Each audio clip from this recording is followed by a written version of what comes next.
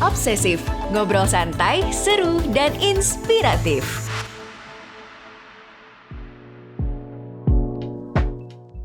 Halo teman obsesif, balik lagi nih di podcast Obsesif masih bersama HRD Bacot.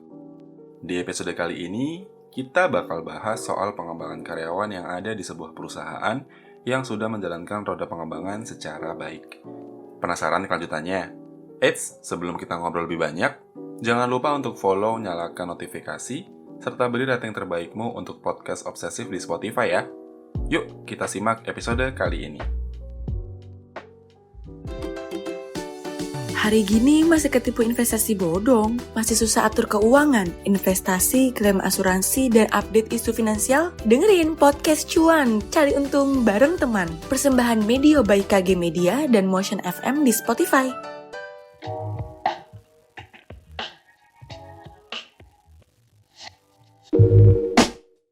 Sampai hari ini, beberapa mengetahui kalau proses pengembangan kompetensi karyawan itu melalui training. Tahu nggak sih kalau proses pengembangan training itu tidak hanya melalui training saja, ada banyak jenis treatment yang bisa diberikan kepada karyawan dengan melihat kemampuan karyawan dan kebutuhan operasional. Kalau di HR, ranah pengembangan karyawan dikelola oleh bagian People Development yang menyusun proses development ke karyawan sesuai dengan gap kompetensi yang ada. Nah, sebelum kita masuk ke jenis pengembangan yang ada di ranah People Development, kita akan menjelaskan terlebih dahulu bahwa pengembangan karyawan itu menggunakan konsep 70-20-10. Bila dijelaskan, 70-20-10 adalah persentase dari total 100% waktu belajar seseorang di dalam lingkup pekerjaan. 70% pertama mencakup experiential learning, di mana karyawan lebih banyak belajar lewat pengalaman langsung. Kemudian, 20% selanjutnya adalah social learning, belajar lewat hubungan sosial dengan orang yang lebih berpengalaman. Nah, 10% terakhir, ini adalah formal learning yang didapat lewat aktivitas yang sudah tersusun rapi dengan modul belajar atau jadwal kelas. Gimana? Sampai di sini paham ya, kalau development karyawan kurang lebih sama dengan di sekolah.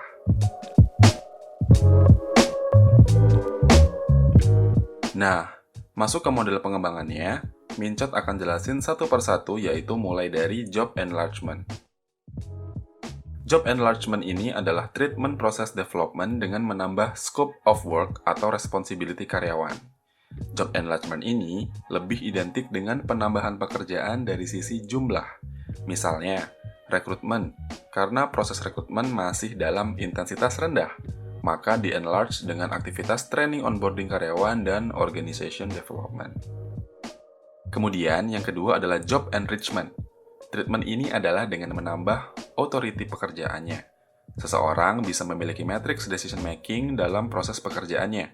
Misal, dari sebelumnya hanya menyajikan data, maka di-enrich menjadi harus bisa menyajikan data, melakukan proses analisis sampai dengan memberikan decision making dari analisis data tersebut. Perbedaan dari enrichment dan enlargement adalah dari otoritasnya. Nah, kalau tadi itu adalah treatment praktikal, sekarang Mincot jelasin untuk treatment dari sisi social learning.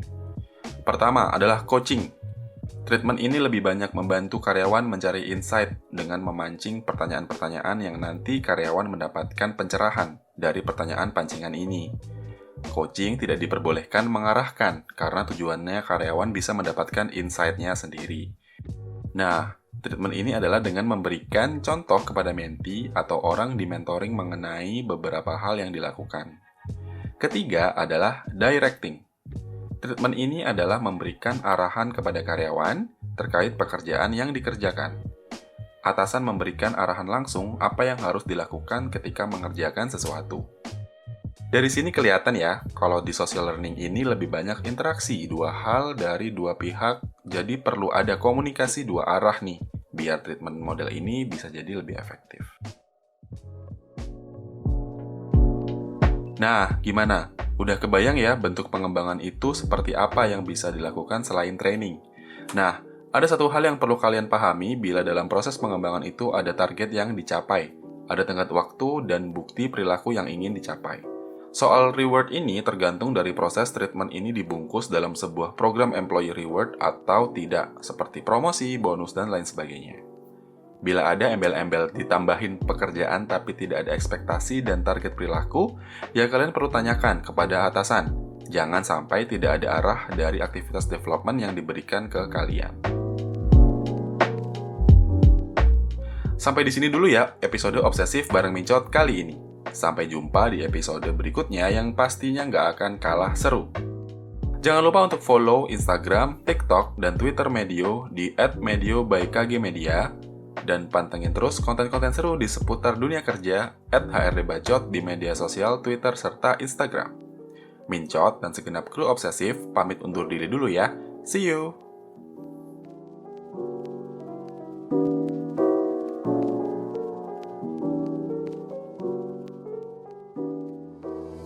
Terima kasih sudah setia mendengarkan Obsesif, ngobrol santai, seru, dan inspiratif. Jangan lupa untuk dengerin episode selanjutnya ya.